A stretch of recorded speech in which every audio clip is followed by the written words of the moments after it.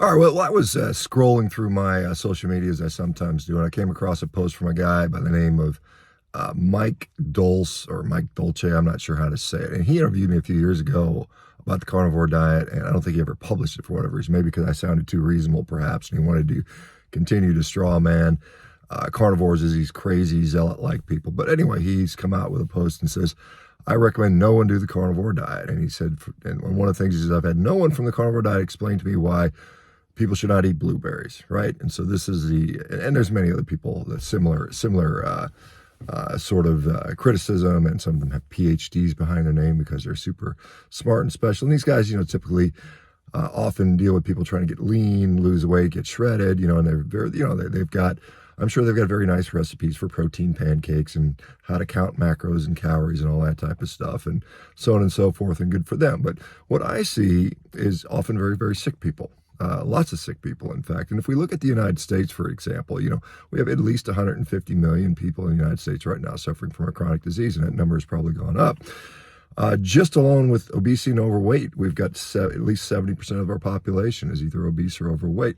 50% of the population is either diabetic, which is about 11%, or pre-diabetic, another 40% or so.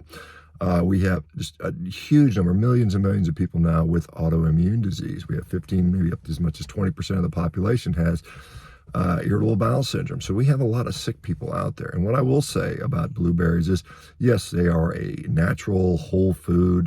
They are far, far better than most foods out there, that are on the supermarket for sure. We have too much ultra processed foods, which is really one of the main drivers of many of these diseases, I think. But what about, why would you not want to eat a blueberry, or blueberries, I should say?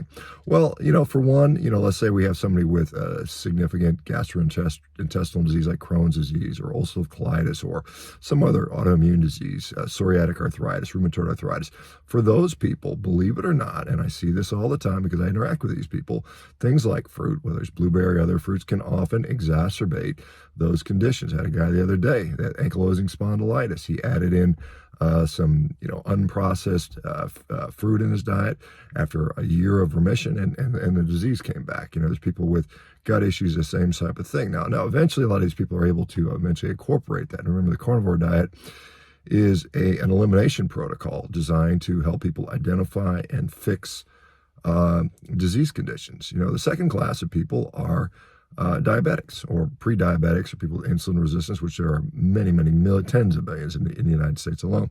Is eating one or two blueberries going to cause a problem? No, probably not, of course. But if you eat, a serving, a cup or a half cup, you might see, if you wear CGM for that matter, some increased glucose instability, and that glucose instability can persist for a long period of time. It's funny to see some people that, particularly those that are on a low carbohydrate diet, it seems to be they have an exaggerated response where they have a fairly significant rise, and then they drop, and then they fluctuate for many hours, sometimes 24 hours or more after consuming that. And are there implications for this variable, high variability in their glucose reading? Well, for some people it causes mood instability. For some people it causes actual pain, believe it or not.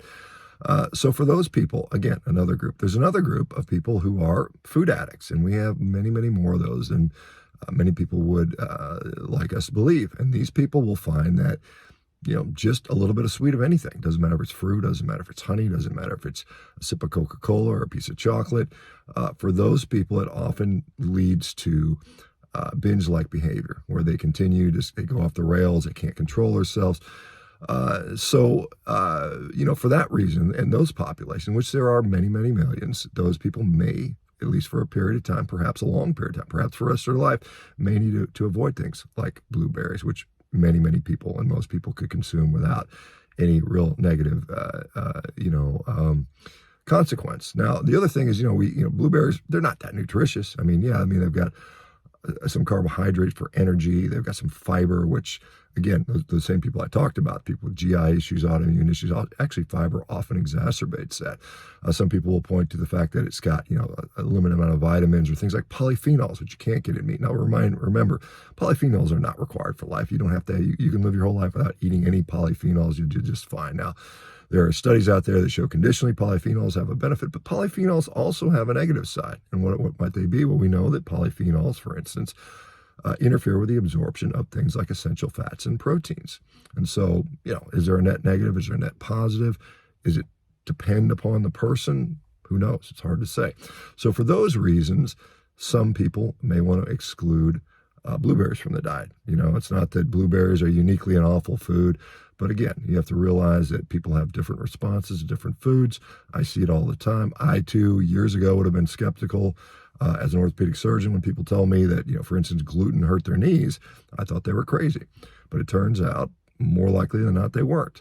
And wheat is a whole, generally a whole food, by itself, and yet it can be very deleterious for somebody with a gluten intolerance, celiac disease, or autoimmune diseases. Again, so for those out there being critical of people on a carnivore diet saying they never do it, you're just not dealing with the people that benefit from it. And I see it among you guys. I mean, you guys can comment in the comments, the benefits you've seen and whether or not blueberries or any kind of fruit is a pro or a con. I certainly am supportive of people having as a variety, a varied diet as they tolerate. And if somebody can safely reintroduce blueberries in their diet, good for them. No problem with that. However, there are many people where that is a problem. Anyway, hopefully this clears it up and answers the question, since this guy says no one in the community has explained why blueberries are bad. All right, so blueberries are, for some people, a real problem. Let me know what you guys think in the comments. We'll talk to you soon. Bye-bye.